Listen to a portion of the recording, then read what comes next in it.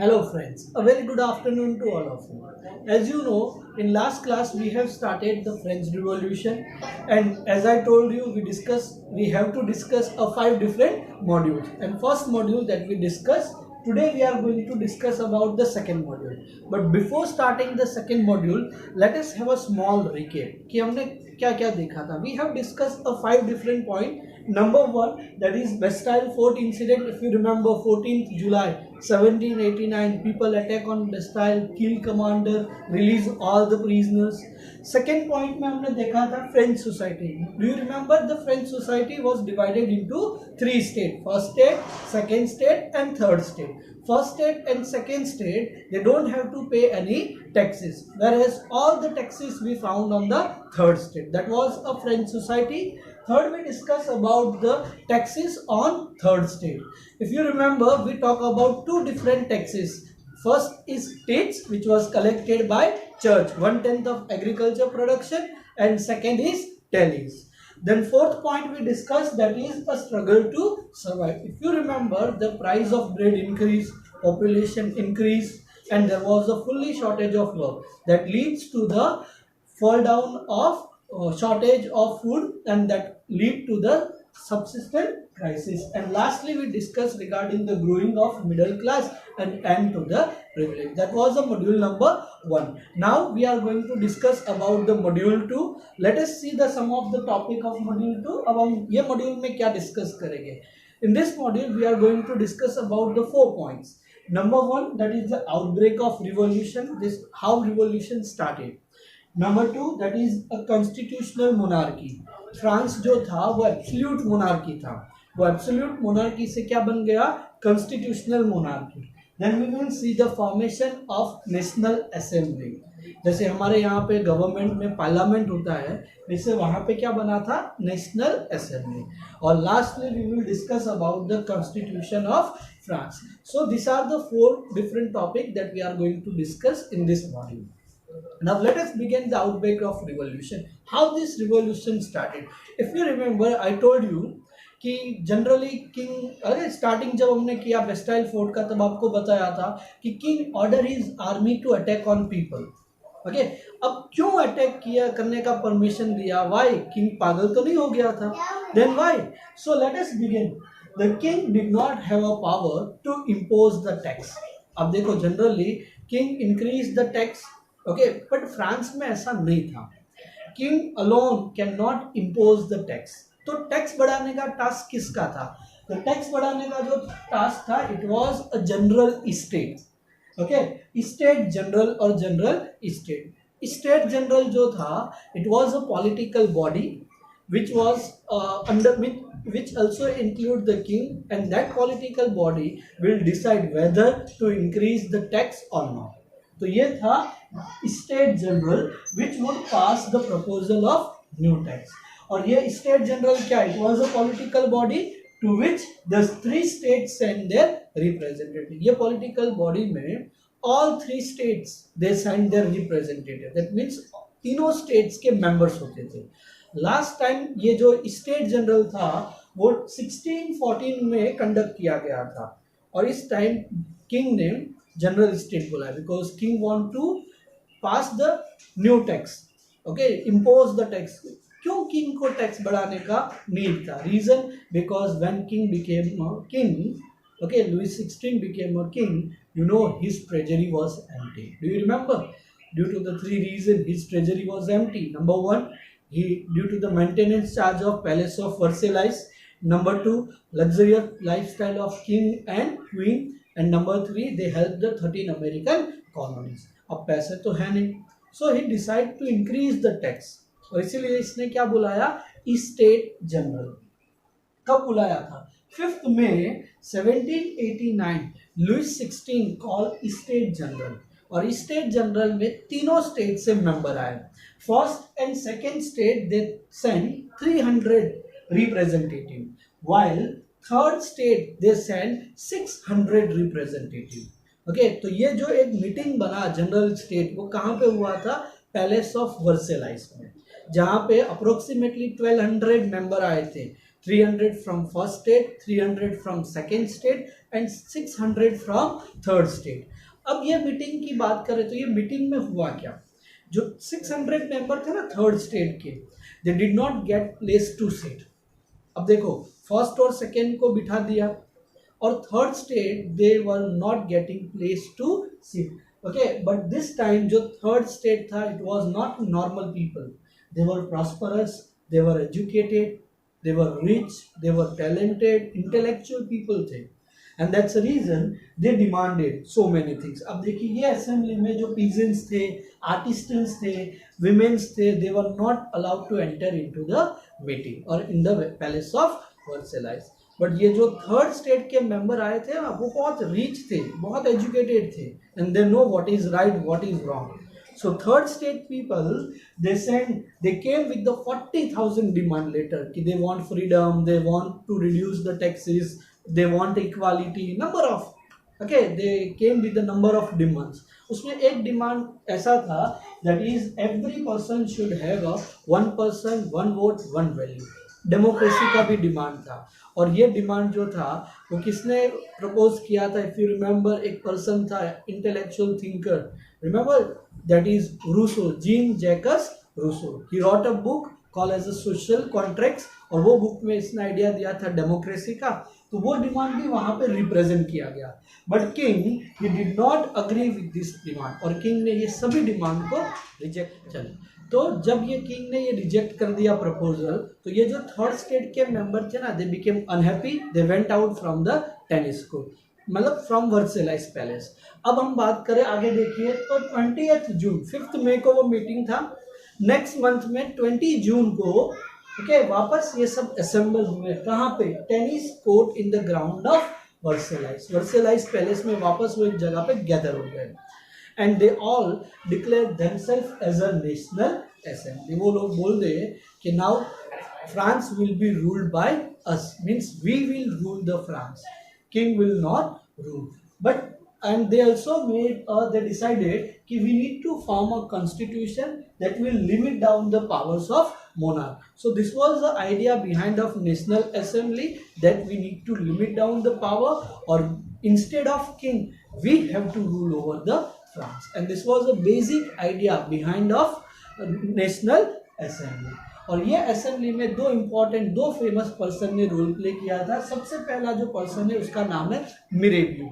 मिरेबियो he born in noble family, मतलब he belongs to the second class. Dear, listen, he was not from third state, he was from second state. He belongs to the noble family and he thought कि they should remove the feudal privilege. जो ये privilege दिया गया है first and second state को, it has to be removed and more priority should be given to the third state. और इसका सबसे इम्पोर्टेंट रोल क्या था कि जब टेनिस कोर्ट पे जब ये सब गैदर हुए थे वर्सेलाइज पैलेस में, so he gave a very powerful speech in that crowd, that is regarding the in the favour of third state.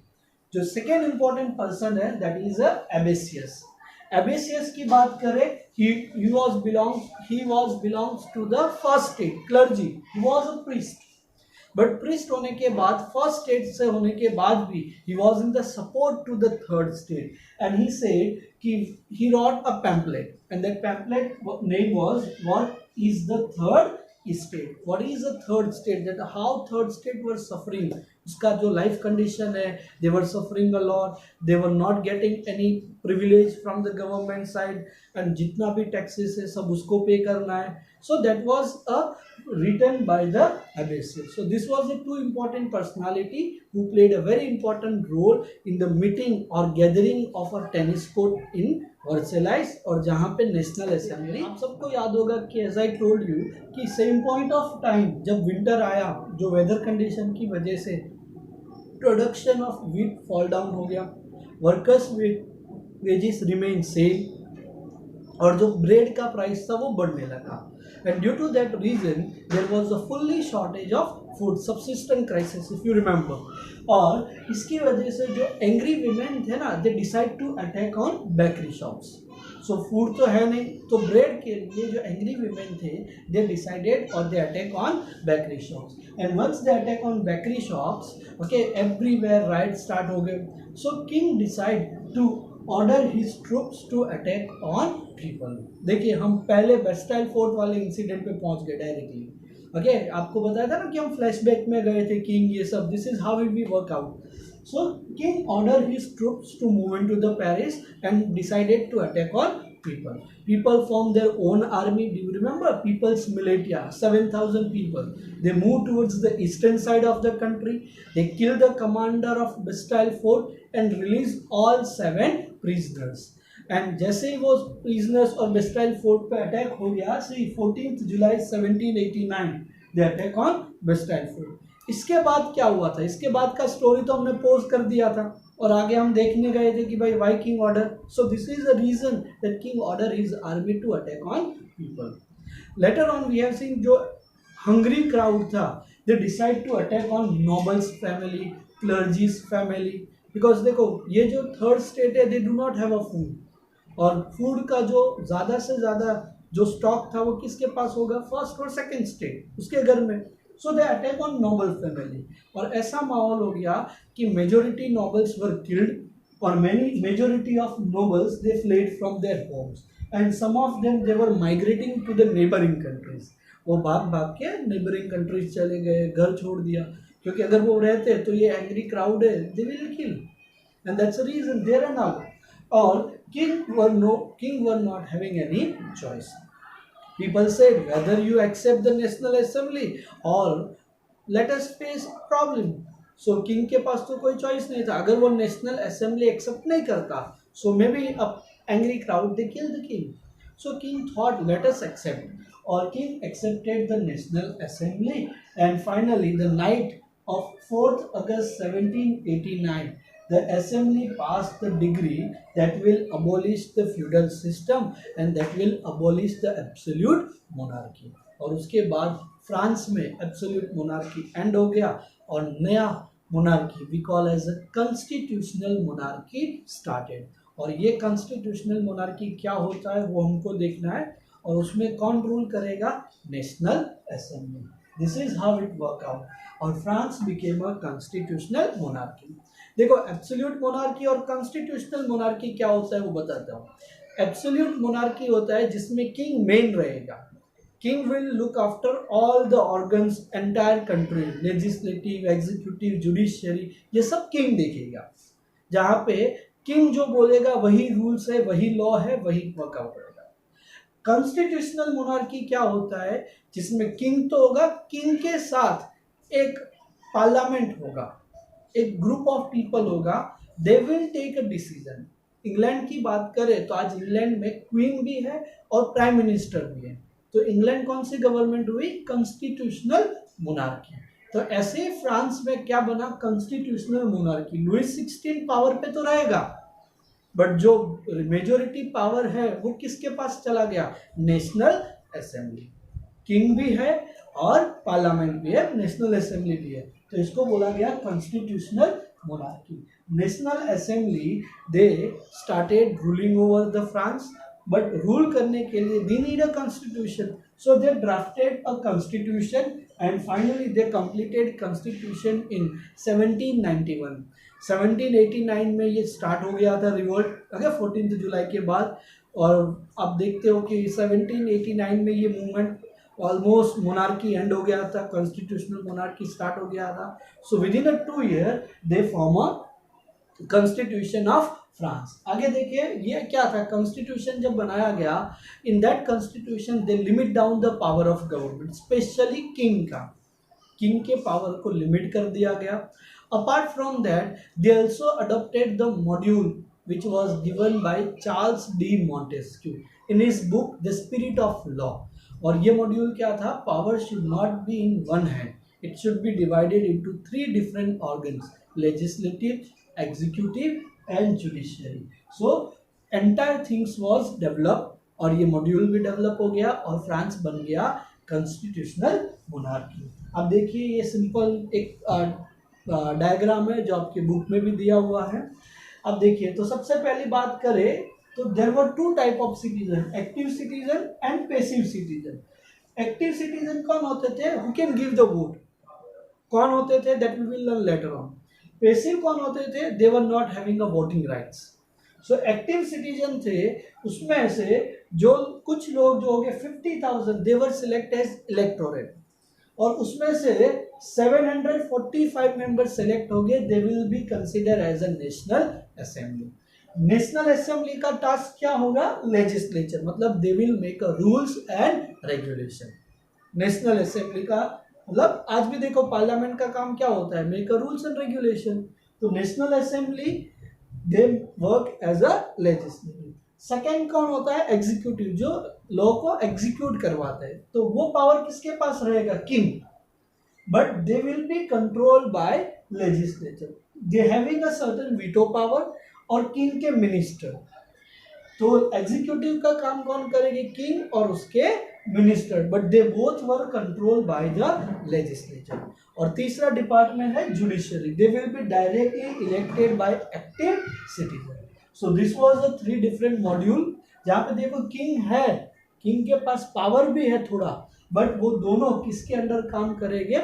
National assembly. इसी को क्या बोला जाता है? Constitutional monarchy. अब देखते हैं कि सिटीजन के बारे में, कि सिटीजन क्या होगा नेशनल असेंबली में। Who is consider as a active citizen, okay, और पैसिव सिटीजन क्या होता है? Only the man, remember all women were consider as a passive citizen, only the man. Man में भी कौन? Whose age is about 25। अब देखो इंडिया में एक्टिव सिटीजन क्या क्या होता है? Every person about 18 whether is male और फीमेल, बट वहां पे तो सिर्फ to be active you have to be a man, और आपकी एज कितना होना चाहिए? More than 25। Apart from that, सिर्फ आपका एज 25 होने के बाद भी आप एक्टिव सिटीजन नहीं हो, you have to pay at least tax, at least taxes equal to the at least 3 days of labour wages.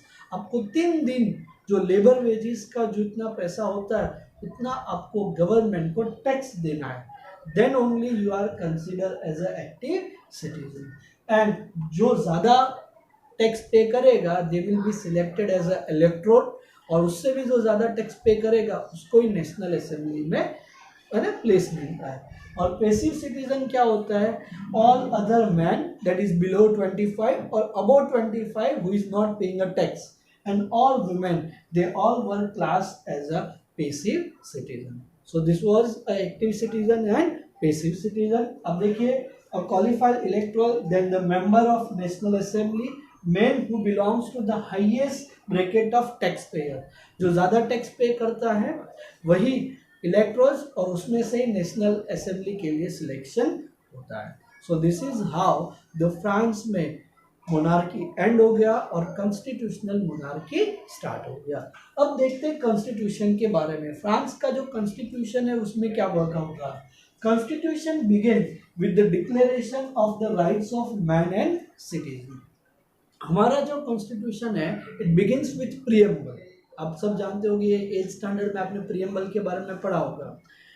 जो फ्रांस का कॉन्स्टिट्यूशन है that begins with the declaration of rights and man and citizen, कि what are the rights of man and what are the rights of citizen of France. And rights में कौन कौन से rights दिए गए हैं? पहला तो right to life, then freedom of speech, freedom of opinion, equality before law, and they all were established as a natural and inherent rights and belongs to the each human being by birth and could not be taken by government or cannot be taken away by anyone. तो बहुत सारे rights दिए गए, right to life, right to equality, okay, right to speech, और ऐसे बहुत सारे rights France के कॉन्स्टिट्यूशन में लिखे गए। And it was a duty of government, duty of the state to protect the rights of citizen. So this is the constitution of France. It start with the declaration of the rights of man and citizen. Man के rights अलग, citizen के rights अलग, और उसमें बहुत सारे other rights दिए गए थे। उसके अलावा आप देखिए कि ये किसकी गवर्नमेंट है to protect this right? It is किसकी रिस्पॉन्सिबिलिटी है? It is a responsibility of government, और this is how it will started. और आगे देखते हैं, अब कुछ सिंबल है जो आपके टेक्स्ट बुक में दिए, जो फ्रांस रिवॉल्यूशन के टाइम पे बहुत यूजफुल थे। सबसे पहला सिंबल है ब्रोकन चेन। ये ब्रोकन चेन क्या सजेस्ट करता है कि chain were use to hold the slaves, but जब ये स्लेव्स फ्री हो गए at that time this symbol was used. So this symbol that certified the when the slave became free. Second जो symbol है वो क्या है, that is a bundle of rods and festus. Bundle of road, आप सबने सुना होगा कि जब एक लकड़ी होती है तो वो इजीली टूट जाती है, बट जब बंडल ऑफ रोड होते हैं it can not be broke down. This is a meaning of unity. Okay, ये जो सिंबल है वो किसका है, यूनिटी की. Entire bundle can not be broke down but one rod can be broke down. जो थर्ड सिंबल है, a triangle within the eye, है ना, a triangle eye within the triangle. इसका मतलब क्या होता है, एक्नॉलेजमेंट, नॉलेज. ओके, और जो रेडिएट्स है ना, that shows that sun radiates that will drive the cloud of ignorance. Okay, then we have sculpture. This is a power of royal, symbol of royal power. Then we have a snake biting its tail to from the ring. That is a symbol of eternity which will neither start neither end. तो ये important symbols है जो France revolution में बहुत use हुआ करते थे. उसके अलावा आप देखो, ये है red cap which was used by the slave when they became a free, they wave off that. Then this is a winged woman, this is a personification of law. Then we have a white, blue and red color. ये जो है वो आज France का national flag में ये colour को मिला हुआ है, white, blue and red. And this is a law tablet. यहाँ पे सब लॉ लिखे हुए हैं and that shows that law is equal for all. So this is a module number 2 that we discuss about how the revolt begins, कैसे national assembly form हुआ, how the monarchy ended from the France, और monarchy खत्म होने के बाद क्या बना, constitutional monarchy. So this is about the module 2. Next class में हम मॉड्यूल 3 डिस्कस करेंगे. तब तक bye bye, thank you dear, bye.